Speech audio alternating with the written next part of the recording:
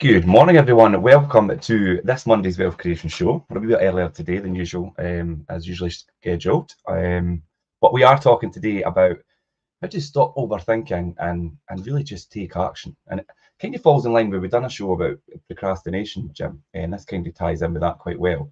And it's all about really kind of freeing yourself from that paralysis analysis situation where a lot of us find ourselves, myself included. Do you find yourself in the paralysis analysis? Do you know what? We go through topics, and a lot of the time I do kind of look at them and think, and I like to talk about things that I feel are relevant to kind of my own journey, and I know that you've experienced, and I know other people will as well, and try and get really topics. And that's why we always say to people, if you want us to talk about things, guys, come to us and tell us, and we will look at it and think about it as a topic to talk about, because it's not only just to help us, it's to help you, and just so we could have a good chat about I see it so many times, Richard. situations like that.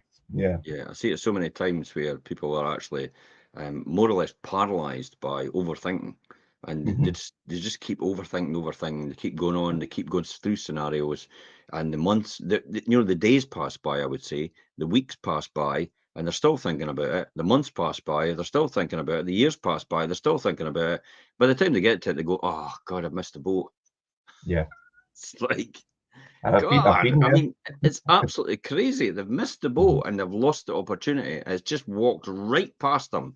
And somebody else has basically, for want of a better phrase, stolen their lunch because they've Yeah. seen the opportunity and jumped with it. Classic example is video.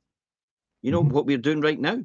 The amount of people that actually, there was a person, another state agent, it was, had seen this before and they had seen what I'd seen from the same course and 2 years before. And they never did Yeah. anything about it at all, and they're still not doing anything about it. And their uh, price in terms of our price, in terms of the margins that we make to theirs, is like night and day. And it's because we are providing expertise and information. But when you think about it, if you don't get that out, then nobody's going to know. Yeah. No one's going to know if you're good at what you do. No one's going to know if you're the best at what you do. No one's going to know your knowledge and expertise. No one's going to know you. And this is the classic example of, video, for example. But Mhm. again, coming back to saying overthinking, that's what a lot of people do. They just overthink and over. And I still do it myself. And I find myself doing it. I think, just do something, Yeah. make a decision. And I've got to say it, the old expression is shit or get off the pot. We spoke about this last week. I actually wrote it Yeah. down in my notepad when you said it to me because I thought it's true. It's It really absolutely is. true. It's absolutely true. It's completely applicable.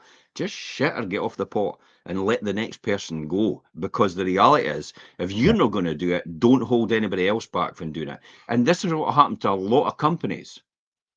A lot of companies. Good morning, Victor. This is what happens to a lot of companies um, when they have a shining star within their ranks. Hmm. And they fail to let that shining star shine because they want everything perfect before the start. Yeah. Whereas I'm like, hey, just show me a video, right? Okay, great stuff. Tweak, tweak, tweak. Go. Let's go. Just post it. To hell with it. Because the reality is, everybody comes to me for me, and they know me, but we don't want another me. Because then, if we get another me, then you're just Yeah. appealing to the same. You're just Yeah. appealing to the same audience as me. So why would you need that? You Needs to need be different. other Yeah. people from different areas that look at are different kinds of people, different types of people, because they'll resonate with a different audience completely. So what you're trying to do is attract other audiences to what you're doing. So this is a classic example about you could easily get caught up in the overthinking of everything. Caught up in the detail. What's a great book for that? What's a great book for that? Feel the fear and do it anyway. Dr. Susan Um, Jeffers. yeah. That's a good one. That is a really good one. And it's getting caught up in the detail, like you said, Jim, as well, and feeling like you need to really overthink it and keep thinking about how you're actually going to do something rather than actually doing it. And then, like you say, it's too late. And it's Mm, the whole thing about done. You say this quite a lot. Done is better than perfect. Just do something, get it out there, or take action on it. If it's not completely perfect, you could maybe do it better the next time, or learn for that and not tweak it a wee bit when you do it the next time, or rather than do nothing at all. yeah. Great to going to see be we've got laughing. a few people on here this morning, because usually, Yeah, there's quite a typically, lot of people coming through. Yeah, 12:30 during the and the day, TikTok as that well. people are actually there doing something else during the day. But in the morning, you will be catching them early. You're welcome, Victor. We've obviously rented a property for him. It's going really Yeah, well. there's a long and Lisa quick as one, well. Enjoy our discussions. And Nelson, Imagination, the Key to Success. Is that a book, Nelson? Imagination, that's the key to success, or that's maybe just a statement that Nelson is actually saying. Okay, so stop overthinking, take action. How many Yeah. people are listening in and tuning in right now that overthink? Just stick a 5 in the comments if you're an overthinker. Yeah, I do would that. I'd be interested to know if somebody's an Could I comment overthinker a here. 5? Can I comment a 5 myself? Stick a 5 in the comment myself. Yeah, so definitely overthinking, constantly analysing. Oh my goodness. Analysis paralysis. It happens all the time. How do we get across this? Richard, you were going to talk about a book that you thought would have been good. Just do it. Just do Yeah. it. Lisa, yeah, you're definitely Lisa and Samuel. Thanks for being honest, Lisa. Thanks for being honest, Samuel. You're overthinkers as well. Absolutely. Let's see if we could help you get over that. Get over that. Yeah. And let's have a think about being overthinkers. I know. Do you know what we do? Jim and I, Jim and I do one-to-ones, and we're going to do that tomorrow. And I'm going to be held by my tongue tomorrow because I'll need to take my own advice after speaking about today. Hung by your tongue. That's what it is. Hung by your tongue. Yeah. Overthinking, constantly analysing, ruminating, as you said, worrying about a particular situation or event. I tell you what, How to Stop Worrying and Start Living, Dale Carnegie, is a fantastic book. Definitely How to Stop Worrying and Start Living, Dale Carnegie. But he talks about this quite a lot in the book, about the fact that the huge amount of different scenarios we all go through as people, and we go through all these different scenarios in our head, think about every outcome it could happen in a situation, when in actual fact, there's only one outcome that'll ever happen. So stop overthinking that situation and just accept that one outcome will happen. Only if you want to try and resolve an issue, but there's no point in turmoil and stress and strain and putting yourself through all that aggravation if you don't need to. So Dale Carnegie, How to Stop Worrying and Start Living, is an absolutely fantastic book that you should get if you are an overthinker, and especially a worrier. And if you suffer from anxiety, that's a key here. Now, I have to admit, How to Stop Worrying and Start Living was a fantastic book for me when I was studying for accountancy at college. Because I'm a perfectionist. I want to get 100% in everything. And it was really difficult for me personally, for the fact that unless I got 100%, I actually was at some points about not actually sitting the exam, because I was completely obsessed and focused on getting 100%. When in actual fact, people were going, "Look, Jim, if you just get over 50%, you've passed. What are you bothered about? That's no good enough for me." That was social conditioning. That's my mother did that to me. Made the person who I am, but however, it did make me very anxious throughout my journey, over to where I am right now because of that. And I had to work on a lot about how to break down that neural pathway in my head, which drove me to be a perfectionist, and actually break it down and reprogram my mind to the fact that yes, sometimes just do it. Yeah. And that is the same, like feel the fear and do it anyway. That is a really good book, because obviously it is all part of that paralysis analysis thing. You've got that fear of maybe, I don't know, what people are thinking, what you're doing, or somebody saying no, which is a lot of people have got a fear about, and it holds them back. So really, you just need to do it and put something out there. I've learnt that over the years, definitely. And today I've got a few things. I've kind of broke down some topics for us to talk about. And I think people will be like, well, how do I overcome this overthinking and just take action? Because it's not maybe as easy as we're making out. So 3, 2, the 3, 2, 1, yeah. 1, go. 3, 2, 1, go. Every single time. You have trouble getting out of your bed, 3, 2, 1, and I'll bet you'll do it. Because if you count down, immediately you're programmed to actually, when there's a countdown, to take action at the end of it. So if you do 3, 2, 1, or even 10, 9, 8, 7, 6, 5, 4, 3, 2, 1, if you want to take longer for it and overthink it while you're doing it, It's fine, you could do that. But the reality is, it's 3, 2, 1, and you'll take action. That's key and fundamental in there. Sorry, I'm So laughing. you identified some sources here, Richard, Yeah. for overthinking, how to get and all the rest of it. So let me talk about identifying the source of overthinking. Where does it all come from? Because I briefly touched on it, but let's go in Yeah. depth in this and let's overthink this. Oh, God. let's really think about it. We're doing a show on overthinking. We're going to overthink it. But yeah, no, I mean, the most challenging step is for people to really identify the problem source. In a lot of cases, overthinking is caused by fear, like I said, uncertainty, or maybe even past experiences that people have had, and that's what's holding them back. The fear of failure or uncertainty about the future can cause many of us to really overanalyze every situation, and leads to inaction, basically, or what we like to call analysis paralysis. So on the other hand, sometimes past experiences such as maybe, I don't know, maybe you've had a bad breakup, maybe you've had a failed endeavor or a failed business venture, or maybe it's just a rejection email. A lot of people don't take very well to rejection. If you've got rejected for a job interview or whatever, it can really create that negative feedback, and it's a loop that makes individuals really feel stuck in their own thoughts, and it could really hold you back. So think about where your fear is coming from, and where where you find the challenge to keep overthinking things rather than just take action and identify that source. I think that's a really important beginning for anyone. I'm a big one of actually looking into where your fear comes from. So I'm very conscious of my own mindset now. I've managed to be able to see that, and I'm very clear about where I stand. And I often take time to step back. And actually, it's the old thing about you're so close to the trees you can't see the forest. And I bear that in mind quite a lot now. And I'm not one to change things quickly if they work already. That tends to be into the aspect of, oh, I'm a serial entrepreneur. It's like, serial entrepreneurs don't go around changing things quickly. What they do is they take the right advice and they get the right information. And when they know they should act, they act. They don't sit and delay it. They just act and get on with it. They go. They don't overthink. They take action. That's what serial entrepreneurs do. They don't continually start up companies and hope for the best and hope it'll work.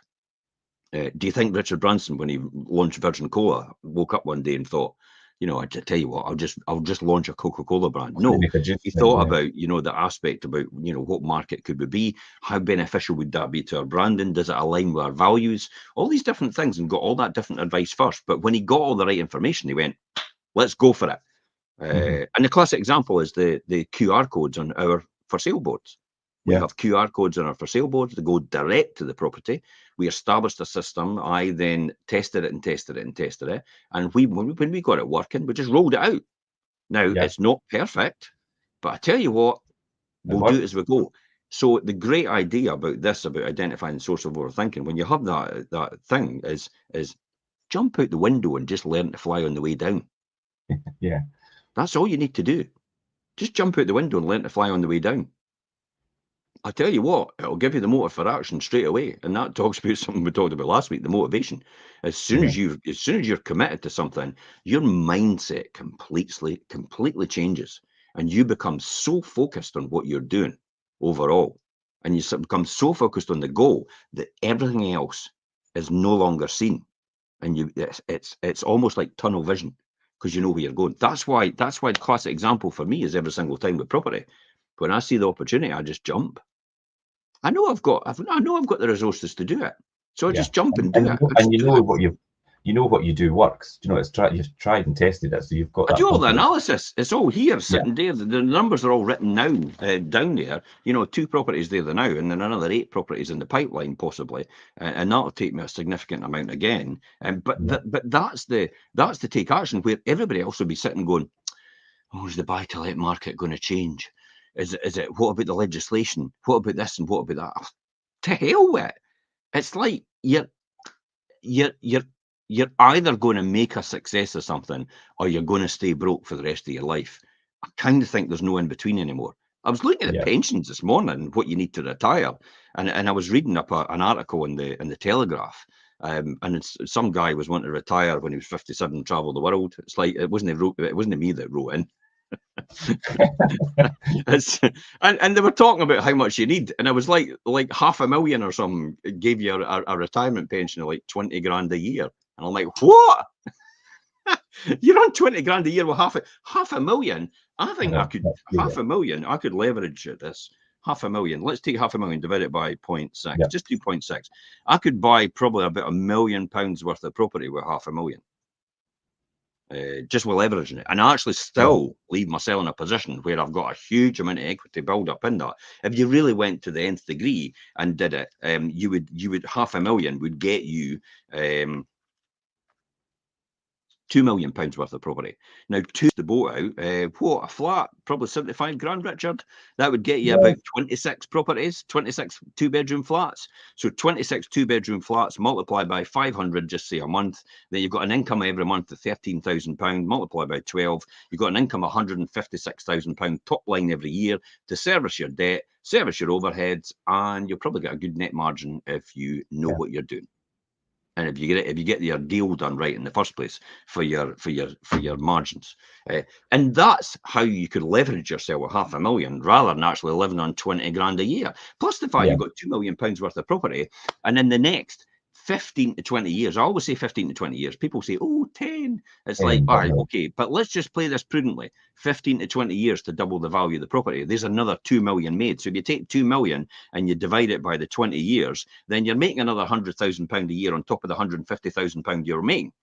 Wait a minute, I'm on 250 grand. Sorry, that's the top 1% in Britain, is it not? Yeah. So immediately, your $500,000 that you just retired on and your pension fund has now put you in the top 1% money earners in Britain. Oh, that's all right. So see, right, you've just explained all that, and that maybe, and it all seems quite straightforward. How would that not work? But that's what I mean. And how would that not work? But a lot of people might think of that and instantly think, oh, and that's when you need to think about. So if you are at that situation and you're holding back, if say you have the funding, you've got the money there, you could do that, but you don't because maybe you've got that fear. But why have you got that fear? You need to think about the why. I think what is holding you back. This is a classic example about we've told Richard. It's interesting about that fear and all the rest of it. This is if it sounds too good to be true.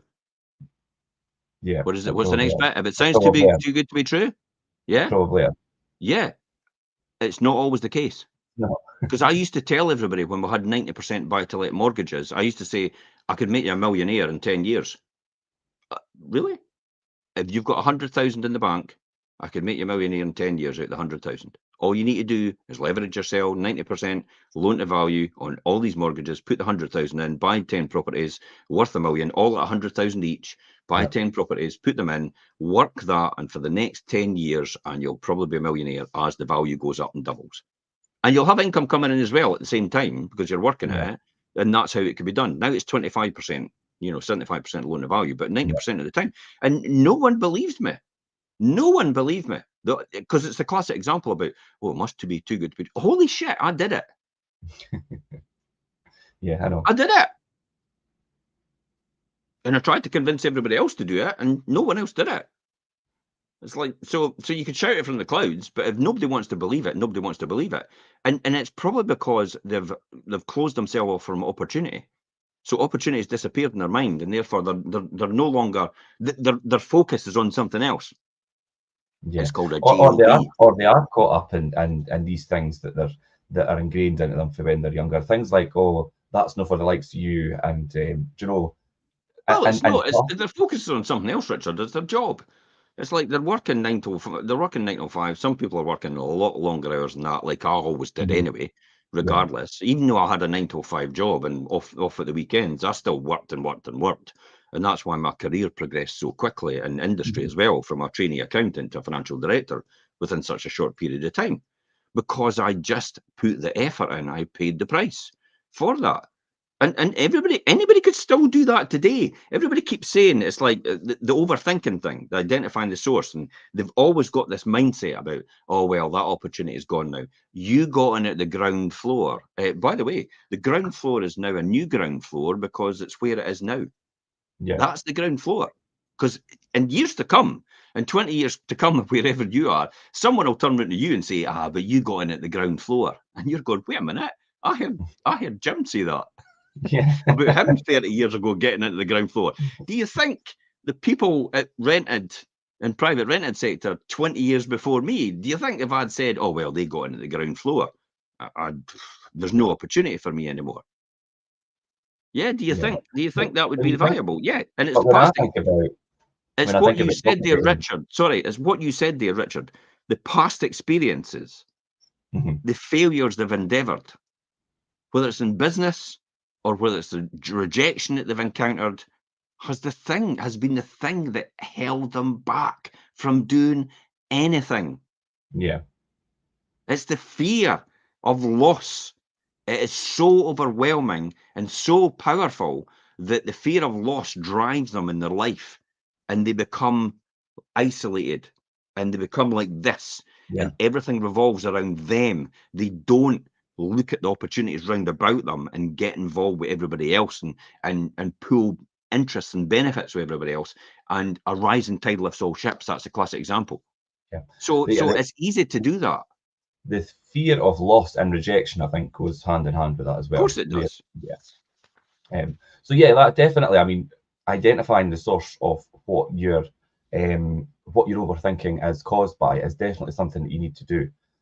Then I think you need to think about challenging negative thoughts, and that was the next one I put down there, because negative thoughts are something that could totally all consume people, and really take them completely off the path that they should be on.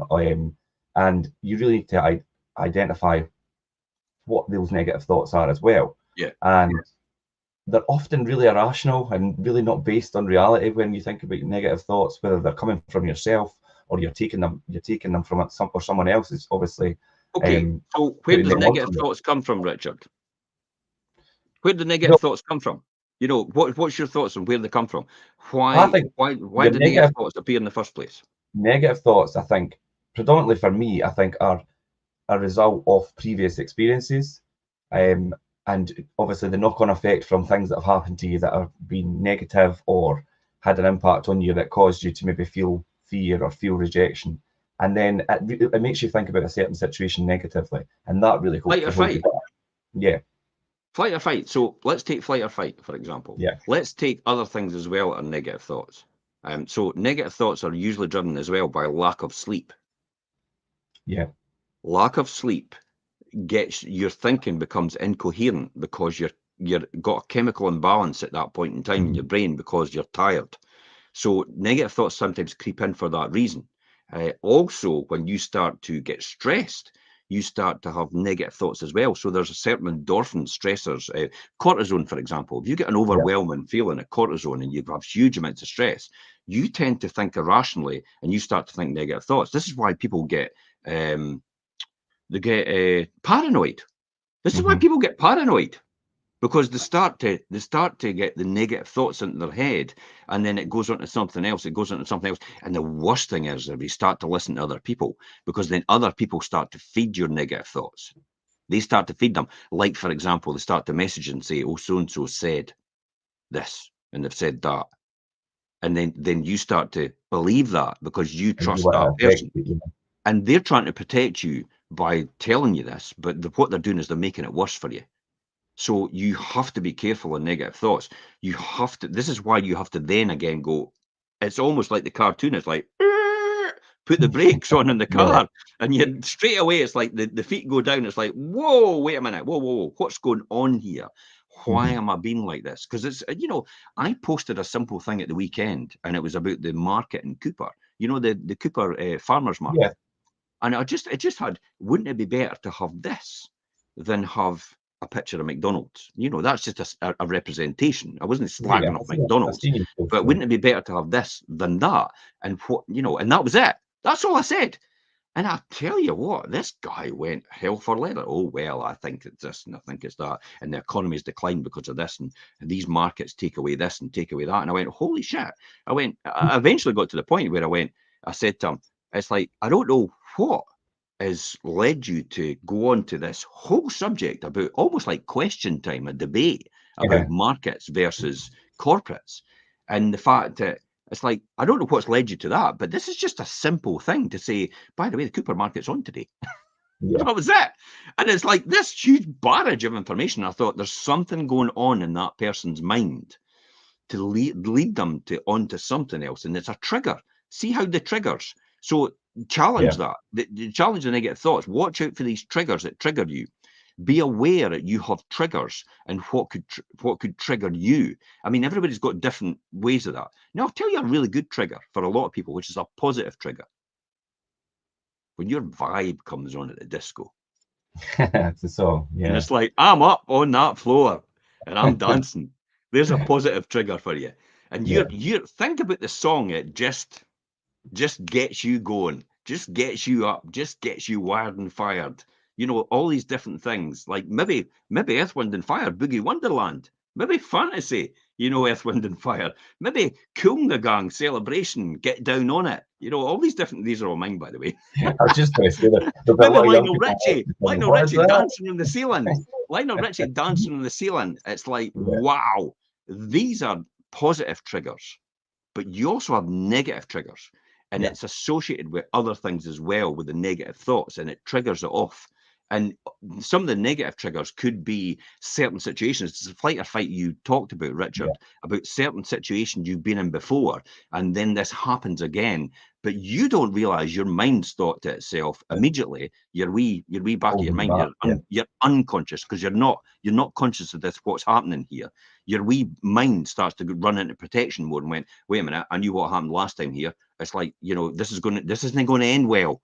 And it's, whoa, wait a minute, nothing's happened yet. And you've automatically assumed it's not going to end well. That's the key here. That's what you've got to watch out for. That's what you've got to challenge. That's what you've got to overcome. Yeah. I think as soon as you start telling yourself, even if it's subconsciously, that maybe, do you know, I'm not going to succeed at this, or I'm not going to be able to do this correctly, or, do you know, because maybe you've done it incorrectly the last time, and feel a wee bit the fear and thinking about doing it again because you think I'm just going to fail all over again. If you keep telling yourself that, and even in the back of your mind. So have you found yourself in that situation before then? I have, yeah. And the only way to get around it is obviously you need to firstly identify that's what you're doing, and then take that step back and think, right, this is going to play out differently this time because I know that obviously I had that experience the last time, but it's not going to pan out like this. And think about it in a more positive outlook and how I'm going to play out this time in a different way and get a different result or a better result. And that's the key, how to overcome that. Because what happens? This is where you're going to hold me with my tongue tomorrow when we sit what happens normally here is we assume a certain outcome.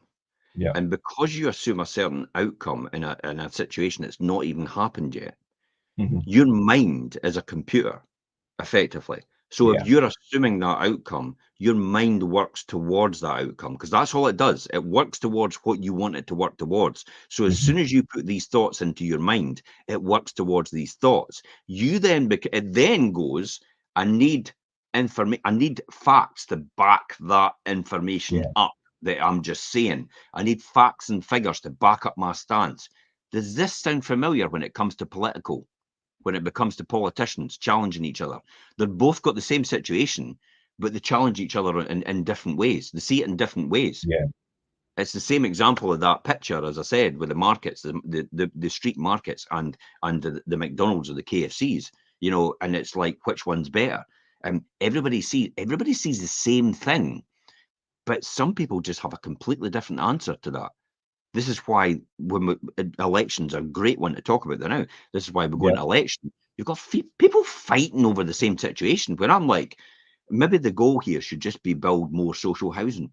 You know the fact of blaming someone else and saying we're better than England and Wales, because that's what I get from people online. It's like, oh, we're better than England and Wales. I couldn't give a shit about England and Wales. It's like, have we got enough social housing for our own people? Absolutely not. So what the hell are we going to do about it then? And what the hell are you doing about it, the government? Yeah. That's And what I'm bothered everybody's so about. wrapped up I'm in, not bothered about the government pointing a finger and going, but we're better than England and we're better than Wales and we're better than Europe. It's like, I couldn't give a shit. It's like, let's just get some social housing built and council housing built for the people that really need it. And how we're going to do that? It's like, oh, well, all these houses were sold off by the Thatcher government. Did you do anything to replace them? you should have Absolutely replenished. not. They didn't. Yeah, I know. Yeah. So it's all smoke and mirrors when it comes down to it.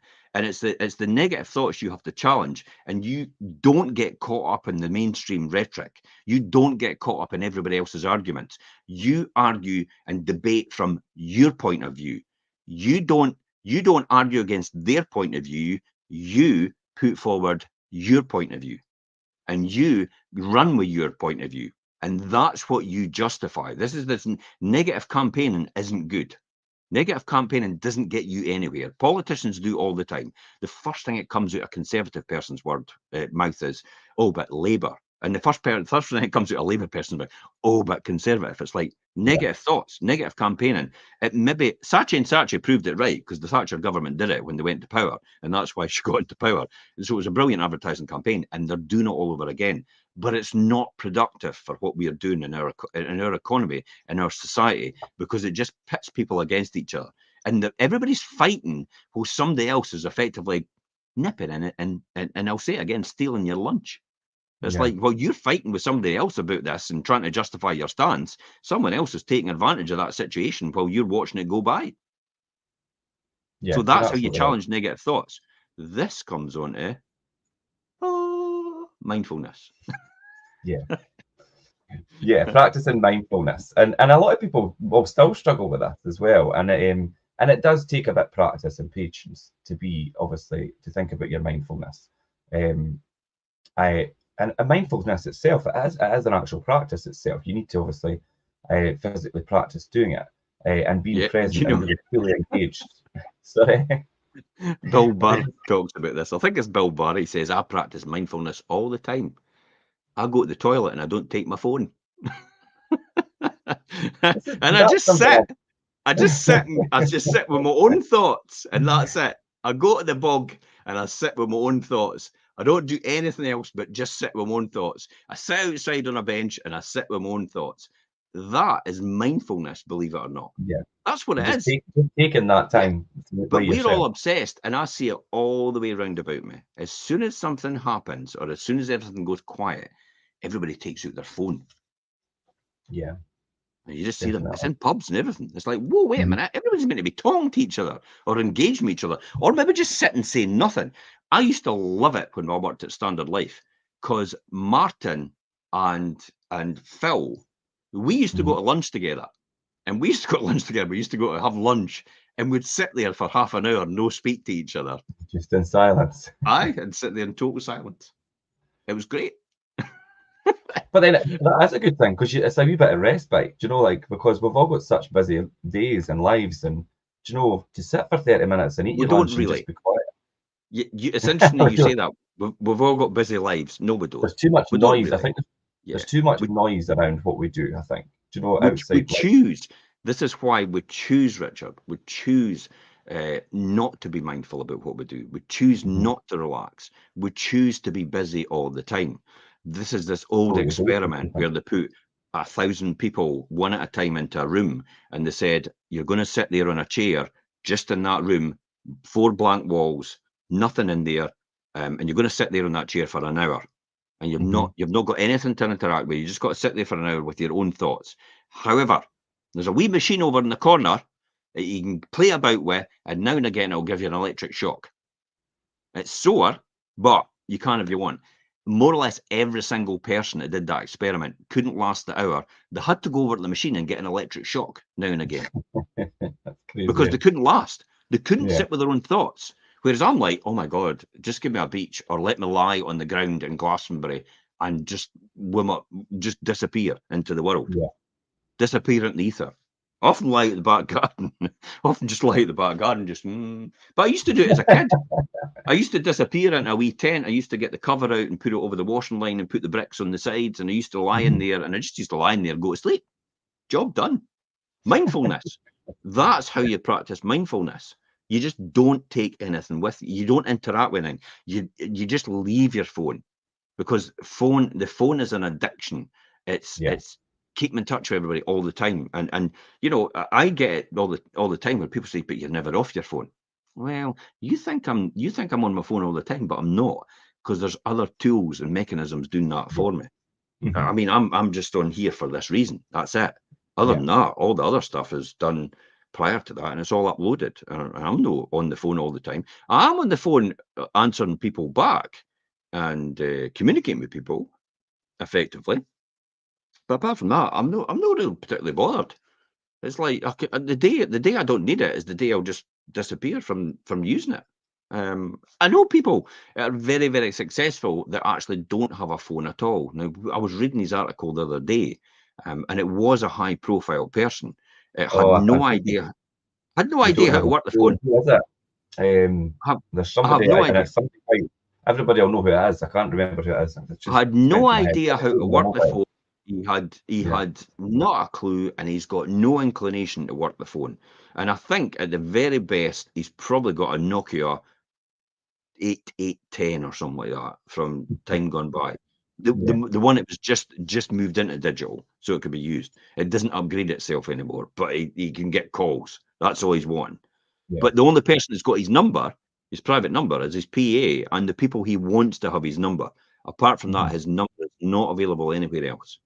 And he just leaves it now and again anywhere elsewhere. But this is practicing mindfulness. It's Yeah. it's it is, and people say, and you've got it in here. It says, "Oh, it's a powerful tool." It's been around for years. It's literally just sitting doing nothing. Yeah. Like pause. Let's pause for 10 seconds.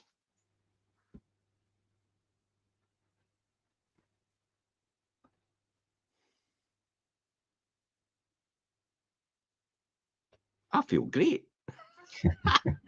We're in sync because I just got to tell you. Nice relaxation. I just breathed in and breathed out. If you want to change your state as well, I'll tell you a really good one for mindfulness is go. Yeah, it's supposed to be in through your mouth, your nose and out through your mouth. Yeah.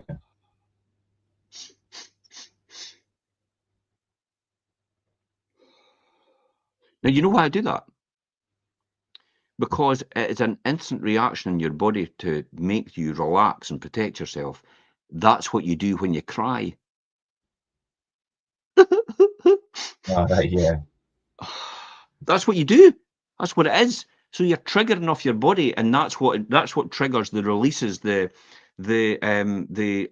hormones and everything like that, and all the neural pathways and the chemicals in order to get you into a state of relaxation. And so that's what you do when you do your breathing, is you're mimicking the process of when you actually cry. Yeah. And when you cry, it puts you into a relaxed state, and it actually starts to de-stress you. So that's I all just I'm wanted doing to with the bring. breath work. I just want to pick up one. There's a comment on TikTok here that I just noticed. Thanks for all the other comments, but I can't go through them all. But just back from a 4 mile walk in the sun, that's mindfulness, and it definitely is. There you go. Going for a walk, no phones, clear your head, no music. Definitely. I'll go walk with the dog, and it just Also, clears my mind. a great one for mindfulness is actually just writing down notes. Yeah. Just write it down. See all the crap that's in your head, just write it down on a bit of paper. Just get it out. Type it in an email, something like that. Never send it. Just get it all out. Type it in an email. Save it as a draft if you want. Delete it later on, because you probably will. Because then after a while you think, oh, I shouldn't have written that. And you'll just delete it. I tell you who was really good at that, Abraham Lincoln. Abraham Lincoln used to write, stinkers of, horrific letters to people. And they found them all later on. And they were horrible to his Yeah, the frontline people with found the letters. cavalry and Yeah. stuff like that. He used to write them all the time, but he never actually sent them. He just put them in the drawer once he'd written them, and he'd never ever sent them. Maybe get it out of his system. Yeah, just to get it out of his mind. And that's what I tell a lot of people. It's like, if you've got a cluttered mind, just start writing down all your stuff. I mean, my mum now, my dad passed away obviously 2 or 3 months ago. My mum now, I'm sitting with my mum saying to her, all that stuff in your head, just write it down. All you need to do is write it down. Just write it down. But it's not. Yeah. But it's because it's going round in your head all the time, and that's why you can't sleep, because it's going round in your head all the time, because you're feared that you forget, or you're trying to remember it to keep you going, and Yeah. it's like your mind. That's how your mind works. So just get it out of your head and write it down. Share it with a friend. Have a Mhm. one-to-one.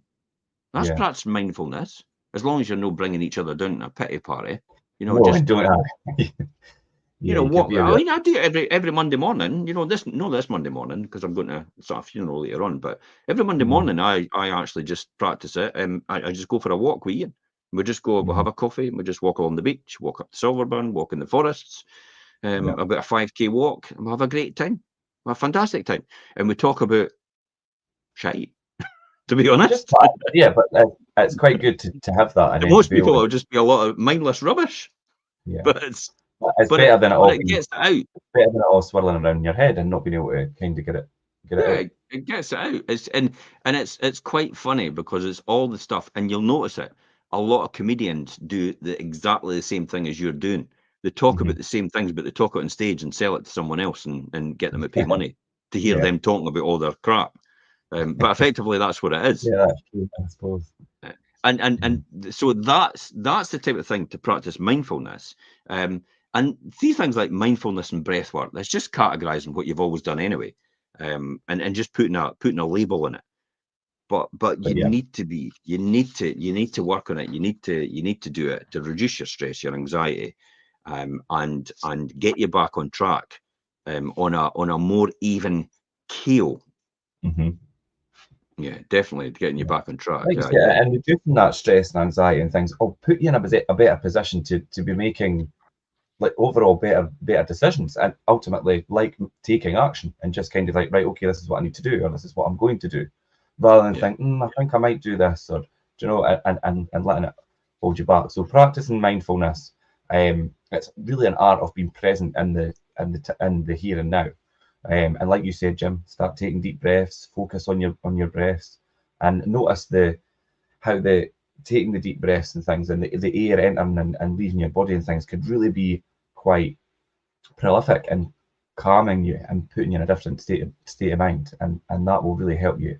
Um, It's feeling it as exponentially. well. It's feeling it as well. I started to pick up on breathing, your breathing and stuff like that, and how it Mhm. can help you, from Kendo. So Yeah. the first thing we did when we had Kendo, we knelt and put our sword next to us, and then Mhm. we would kneel, and then we would close our eyes, and we would breathe in. You'd hold it, and then you breathe out, and you do that 2 or 3 Mhm. times, and eventually your sense would go, would go, and then you would be ready to go. You would have a clear mind, you'd be relaxed, and you'd be ready to engage and help train the next person. Because Kendo was never about you beating someone. It's about being better every single day, and a better person, and a better and a better instructor. Because everybody in Kendo becomes an instructor to the next Yeah. person they're working with, and it's about helping each other rise, in that process. And that mindfulness and that these things that you do helps your overall well-being. Yeah, I mean, definitely. I mean, we're using the cliche words here, and I'm not a cliche kind of person. I don't like them. It's like, I don't want to indoctrinate myself into Yeah, mainstream stuff, but that's effectively what it is if you want to put a name on it. it's the only way to get Yeah, put it across. Yeah. but the one thing you have to do then after that is once you've sorted that, see how you do that. See how you see that, and sometimes when they're doing Tai Yeah. Chi, they go, Or you'll see when somebody's feeling a bit, if they're in a situation where they're feeling yeah. a bit stressed and things, they'll But go the and, push, and do the the push, yeah. the arms, they're pushing whatever it is away from them. They're pushing it away from them. And the classic example is when you lift your arms like this, is instantly you get a rush to your brain. I don't know if anybody realizes that, because it's a celebration thing. It's built in, Yeah. hardwired to our human DNA. It's a hardwired thing. As soon as you put your hands above your head, immediately endorphins start to kick in because you're doing that. That's why when people go to celebrate, they're putting their hands in the air at the football. That's why people get addicted to going to football and watching the beauty. And they're doing that because as soon as you do that, it gives you that rush for that reason. So you could do that anytime you want. I saw John. I met John Lydon at the weekend of the Sex Pistols and Pill, and I had a chat with him as well. I was lucky enough to have a chat with John as well and speak to him. And I thanked him for his book. I said it was absolutely tremendous. You know, Anger as an Energy. He wrote, and I says, "Are you planning anything else?" And I don't think he is, but he was doing his talk as well on stage. But I think he's a remarkable person. But he was doing the same thing before he came on stage.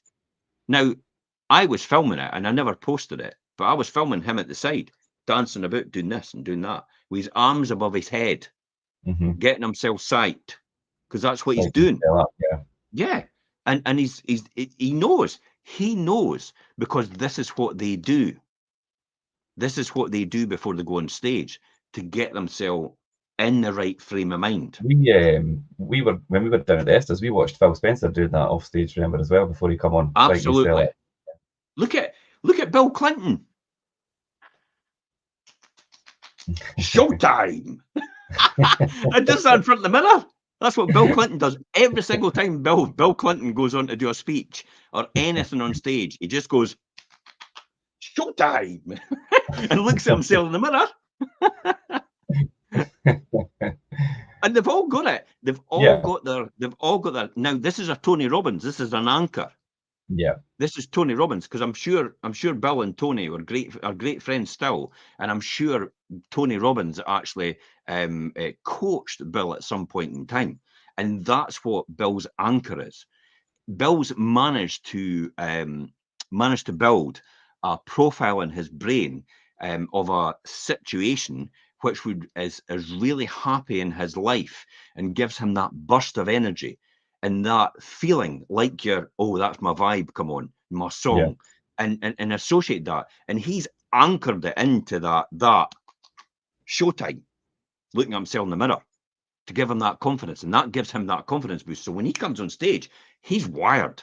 He's ready to go. He's no coming on like, give me a few minutes till I warm up, please. Wait. He's like, no, he's ready to go. Yeah. Yeah, I mean, how boring would that be if somebody just walked on and goes, right, give me a few minutes just till I warm up, and then they go bing, bing, bing, ping, ping, ping, on their guitar or something like that, just saying, just bear with me, guys. I'm just doing. It's like, no, you see everybody coming on beforehand, don't you? And all the band comes on and they all get warmed up beforehand in the dark. And then you see the person, and we've seen Gaga and people like that as well. They come in their wee huddle and they go, right, this is, and they say their wee phrase to everybody, and it's like, we're here for peace and love and all the rest of it, ready to go. Let's rock this, and everybody goes, yes, and their arms go up in the air, and it's like everybody's got that feeling, that endorphin rush, and I'm getting that right now. Yeah, and just for that. Yeah. It's these anchors that you've trained your body to do it. You can switch it on in a heartbeat. You can change your mood in a heartbeat straight away. You just need to know how to do it. Yes. And these are the things that will allow you to take action. These are the things that will drive you forward, because then you'll have true belief in yourself and you'll be primed and ready to go on anything. That's why do you think runners warm up before they go for a run? It's like they've got people running back and forward up and down the thing, and you're like, what? Would you not just save that energy for the run itself? No, because they're getting match fit. They're getting. Why do you think? Look at my camper van, a T25 1981. Do you think I have to warm it up beforehand?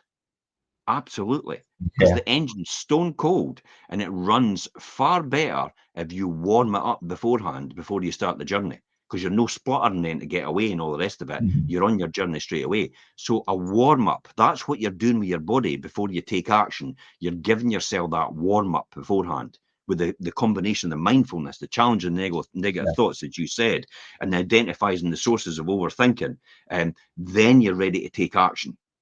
Yeah, and let's talk about actually taking action, and it is one of the most important steps to overcome your overthinking, because then once you've taken action, you're no longer in that cycle where you're keeping going over and thinking about things and over analyzing it.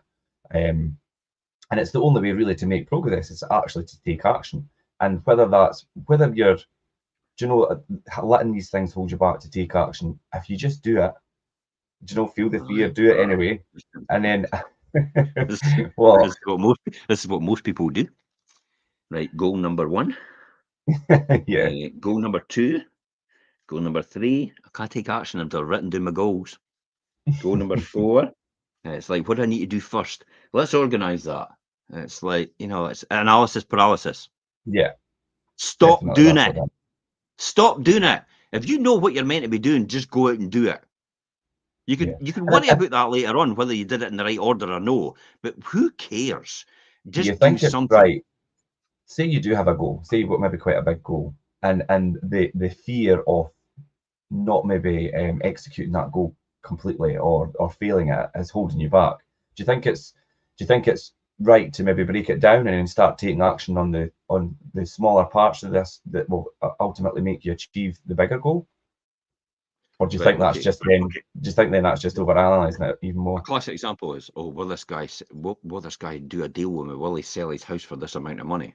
I couldn't care less. Just make an offer and see how you get on. Just tell Yeah, him that's where you are. That's it. It's like, that's when my numbers work. It's like, what's your thoughts? Yeah, oh, well, it'll no do for me. Fine. Next. do you know, I just got the and, next and one. what, yeah, and what I've put in here as well, and it's quite interesting. We spoke about this at the weekend, Jim, but I've put an example in here, and it's like, remember, every skyscraper started with just one brick or beam, and most obviously then took years to build. So give yourself that, obviously. Yeah. But you mentioned at the Put that. weekend on the show about the elephant Where did Amazon and Apple start? In their in his garage. garage. In his garage, yeah, The both of them. In their garage. They started. And now look at them. yeah, And you think to yourself, I could never start an Apple. I could never be that. I could never be like that. Well, because you're thinking about starting like that tomorrow, the bigger hmm picture. But you're not realizing that you start in your garage and you just see where it takes you. That's all you're doing. It's like, what's the worst that could happen? Hey, you enjoyed yourself. You learned some new skills. Who cares? As long as you've minimized the downside, you're fine. And you're hmm not wiping yourself out completely by just throwing yourself into the deep end and like, oh, it's sink or swim. That's not the way to do it, by the way. It's like, no, make sure if you're going to do that, you've got a life raft available or a life belt with you or something to that effect if you're going to jump in the deep end. I did say jump out the window, learn to fly on the way down. Aye, but make sure you take everything with you as you're jumping out. yeah. You didn't need to put it all on and get it perfect before you do it. Oh, I've got to get everything Make sure on. I'm you've going got to what you try need. this. So I'm yeah, going to have I got my whistle in case I get stuck in the sea? Can that plane hear me? No, the plane's not going to hear you. It's like, but that's what some people do. I need my whistle, and I need. I tell you what, I need my book. I need my calculator with me as well, and I need my keypad in case the bank. I need this as well in case it's like, holy shit, just do something. Do something for God's sake. Stop procrastinating. Just do it. it's funny, Jim, because when I listen to you talk about this topic, and it's so clear that you it does get you quite thinking about just take action, just do it, just take action, and like you say, stop procrastinating and letting things hold you back. You can see how passionate you are about just encouraging people to do that. But do you know what often happens why people don't take action? Because it's the only thing they've got, and they're afraid that it doesn't happen or they get hmm rejected, whatever it is. And it's Yeah, maybe just they've got one customer to phone and that's all they've got. So they don't phone that customer. The customer will never say no, and if they they'll not have to don't deal phone with that, that rejection. yeah, they'll Yeah, still have that open. This is a classic yeah, example about, I remember in the credit crunch, everybody used to, oh, you've got no interest on your property. You've got no interest in your property. And I'm like, that's as good as a kick in the balls, basically. yeah, Having a no interest in your property, unless somebody's going to shit or get off the pot. It's hmm like with buying a property, the no interest is immaterial. The no interest is only like, oh, if anything that happens, give me a shout and tell me if anything's going to happen. That's it, really. It's yeah, no, I'm going to buy it because that's no that. That is, yeah. and that's what a lot of estate agents, just to use that as an example, come back to hmm customers and they go, but you've got 3 notes of interest. All right, is any of them ready to go? Is Then I'm in anybody a making an position. offer? Yeah, It's like, it's as good as a chocolate fire guard at this point in time. Don't kid yourself. If you've got 3 notes interest or whatever, or you've got this or that, it's like it's nothing unless it materializes to something. So, Yeah. and that's what people grasp onto, is that to give them hope. Mhm. I suppose it's just to give them hope. And the fact that if I don't take action and I just leave it as it is, I'm always hopeful it might come to something. If I don't phone that customer and I know they're interested, but they might come back to me. But if I don't phone that customer, because that's the only customer I've got, and it's the only person I could get a business out of, and I've not got any business anywhere else, because I've not generated any business anywhere else. I've not done any lead generation. I've not done any effort. I've not put any marketing strategy in place. I've not done any advertising. I've not told anybody about my business. But that one customer might come back to me, but I'm not going to phone them in case they reject me, and then I'll have nothing, because that's worse. So that's why people Mhm. don't take action, because they're afraid of that. They're afraid of the rejection. They're afraid of the fear, and they'll be left with nothing. If you're left with nothing, then just go and make something and And do start again. something, or get the advice from the right people. Or what you do is you progressively discipline yourself to nurture. This is why it's important to have drip feed campaigns and all the rest of it, Yeah. especially whatever business you're in. Drip feed campaigns, it constantly advertise in the background for you. You've got marketing campaigns that express to people exactly what you do and how you do it, and how Mhm. you're completely different from everybody else. And that is what separates you from everybody else. That's what does all the work. So you get the payoff later on. Putting the effort in. It's this typical example. It's what you do now in a state agency will pay you in 6 months' time. Mhm. So if you're Oh, yeah. doing nothing at this point in time, you will earn nothing in 6 months' time. Your pipeline will dry up completely, and you'll have nothing left. And you'll be left with lost in translation. It's like, what happened? It's like, well, I know Mhm. what happened, because 6 months before you sat on your backside, did nothing.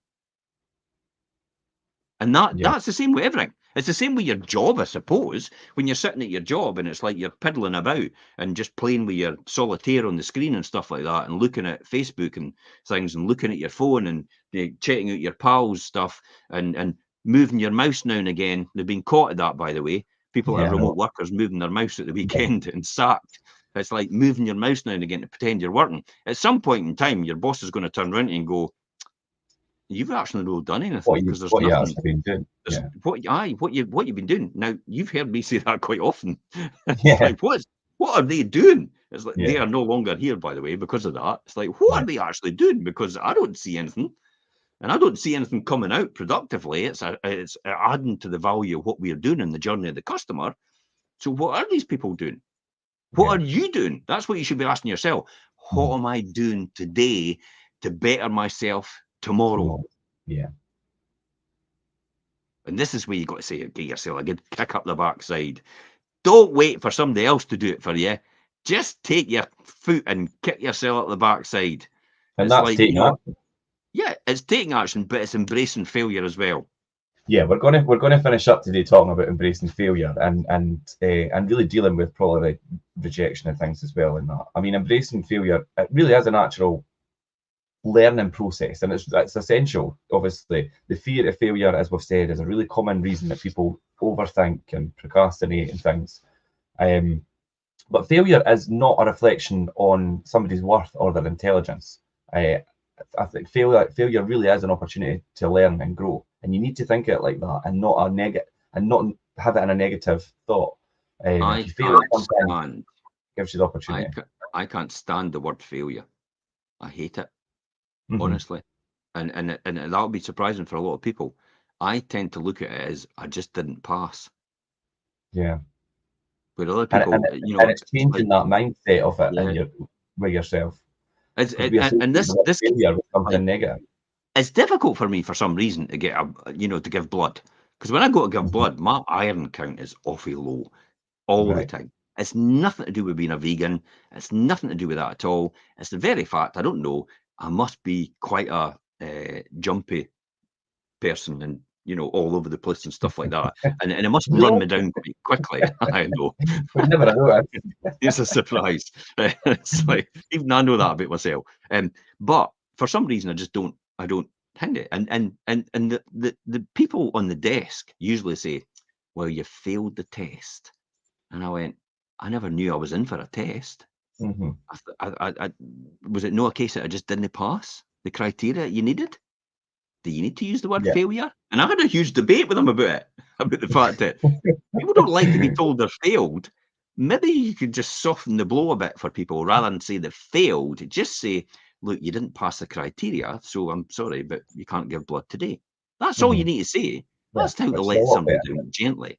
It's like, so you just didn't pass. But you can learn a lot by that. You can learn a lot by not being able to do it. Now, I learned a lot. It's the fact that my iron count's very low. How do I get my iron count up? And why is iron so important to your body? Do you know, that's really interesting because you've obviously went out your way to go and do something that's really quite obviously blood's needed to do Yeah, something that's quite, and altruistic. then to be just to be told that you're a failure basically. You're a failure. You Beat it. come, you come in to do something good, but and then no, sorry, you're a failure. Away you How many go. people do you Yeah, think that's want quite to go back? negative. That is really that's when you think about it. How many people do you So think want to go back and hear that again? no, they You've won't. just failed again. It's like, Yeah, God, I can't. I'm even failing at giving blood. How shitty yeah, does people's lives get that, for that? Yeah, people tell them that. So next time you're saying to somebody, did they say they failed? Or they just say they've no past. Deliver the bad news in a different way. That's what I would say. But yeah. it is a great learning tool. It is, okay. And I'll tell a lot of people, like, just go out and do it. Just go out and do it. And if it doesn't work for you, see, there you go. Instead of Mhm. failure, doesn't work. If it doesn't work for you, then you've learned something new. You've learned something skill. And I'll bet you, great optimist. Oh my God, John Lydon. I tell you what, the death of his pal or whatever was, and he talked about how it helped him later on do something. Something to do with Alzheimer's and dementia. It helped him with Nora, with his partner. About Uh-huh. years later on, the fact that he had to, at 5 years old, deliver basically a baby. It wasn't, basically what happened. His mother had a miscarriage, and he had to take the miscarriage at 5 year old with all the Mhm. blood and that, and a wee hand sitting there and actually flush it down the toilet outside at 5 years old. That's going to Jesus. mess with your head. That definitely will. Yeah, that's going to stay And with you. that's lived with him for his whole life. And other things as well. And he then said, you know what, later on though, this was actually a blessing in disguise, because this experience helped me help someone else. And Hmm. that's all he talked about. All the horrible things that had happened to him in life, the physical abuse he got from the nuns and from the priests when he was forced into a school, a religious school, Catholic, I think it Hmm. was, where he was, and they thought it was going to be good for him, and all he did was get beat to death and actually put in the corner for 2 years. And then when he had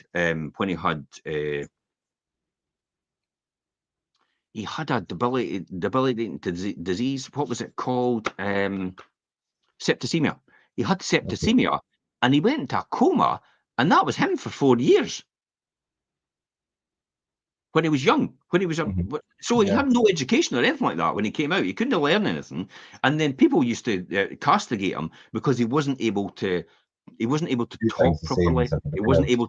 Yeah. He wasn't able to elaborate properly when he. And this is a child that's like 8 or 9 years old and going into that, and he was basically stuck at the back of the classroom looking at the wall for 2 years because of that. They didn't have any sympathy for him. Yeah. Just stuck him at the back of the classroom facing the wall. And he said that was a blessing in disguise, because later on in life, that helped him in this situation with other people. And he says, if Hmm. that hadn't happened to me, I wouldn't have been able to happen to anybody else. This guy was a true optimist. And yet, what we saw in the Sex Pistols and what he was like at the beginning, and all that anger, and the anger is an energy, all these Yeah. things in that outburst, that's why he was like that, because of the way he was treated.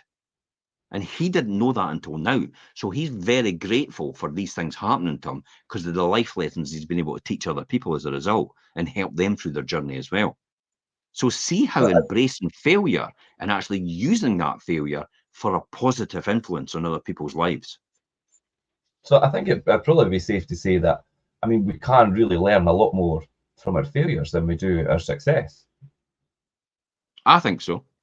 You Hmm. can't learn anything from success. You can learn how to duplicate it again, and Yeah. that's fine. But the failure actually teaches you a lot more. about, you know, what you shouldn't do. Mhm. This is the old thing about, you know, when you were young, you used to get a kicking every single time from your mother and father for doing something it The possibly bathroom. endangered your life. Whereas, Yeah. and you would never, you know, you would never do it again because you know it will endanger your life, and Yeah. you know what happens as a result of it. You're going to get a kicking. So, Mhm. you never did it, did you? But now it's like, oh well, we'll try and teach them the sanity at 9 years old. Why they shouldn't do that in a plausible adult way. They're not Hmm. going to pick that up the same. Well, you know, I'm no arguing for for punishment or anything like that. No, I I'm know. no saying, and this is why he talked about his tour was not about him. It was not about him singing. It was a talking tour. It was about I could be wrong or I could be right. That was what it was. That was what it was called. Mhm. So he was giving his thoughts on certain things as well. And he says, "Well, I could be wrong. It could be right." But it's everybody's interpretation, and they're entitled to their own opinion. But this is what I think. But Yeah. it was interesting. It was really interesting to actually see that, and how that failure has it was how it helped him, and it had an opportunity for him to learn and grow and help others as a result of that, and keep pushing through and keep persevering because that's what Yeah. keeps him together. And doing this tour as well, you know, it was basically he didn't want to do it. His friend basically forced him into doing it, and he just went out and did it for that reason. And then his Yeah. friend passed away at the same time. So Nora passed away, and his best pal, who was his manager as well, passed away as well. It's like great, lucky way to Heather. Just going to say that's a lot to deal with. Aye, and he's really got nothing else, and that's why he's on tour. He says because you guys are my family. He says this is what Yeah, he keep said. them going. You are the people. You are the people that will help me, and Mhm. I will help you as a result of that. So this is why I'm out doing this. So I Yeah. think I think there's a lot to learn from failure, embracing it. Yeah. Yeah, to really embrace that failure, shifting your mindset from seeing failure as that negative thing and that negative experience, and then really, like you say, Jim, viewing it as a learning opportunity and using it to your advantage. Um, really ask yourself what you can learn from your experiences and how you could then apply that Mhm. knowledge and things to how you do things in the future is definitely the way you should look at. I know we don't like the word failure, or you don't, Jim. Do you know? But use it in a positive way, and think about it in a different way, so that it's not affecting you and having that negative impact on how Yeah. you're going to ultimately then take further action. Because it's perspective, really. Yeah, nobody really fails. They just learn a way that it doesn't work. And there's Thomas Edison, you know, with the light bulb. The Mhm. classic example Yeah, of Thomas Edison, the light bulb, when it's like when the newspaper, the journalist came up to him and says, "What's it like to fail 1,000 times?" He went, "Well, I just found out 1,000 ways that the light bulb didn't work." a And he thousand says, ways doesn't work. then on my 1,101 way, I found out how it did work. So there you go. That's how he looked at it. Mhm. That's how most people Yeah, do. Most people, everybody that's successful, I'll guarantee you, actually learnt from their failure and they used it to find out what they should do otherwise. And that's what I talk about when the failure is make sure you play the downside, make sure you actually protect yourself against that in case anything happens. mhm. That's why you have things like insurance policies to back you. You know, when they Yeah, do a float in the stock market, they underwrite it sometimes with insurer underwriting it to prop up the share value and agreeing to underwrite the actual the share purchase in case everybody doesn't buy it. So they pay a premium for that, and other ones don't. And then that's why some companies turn around and say, "We're not going to float this year.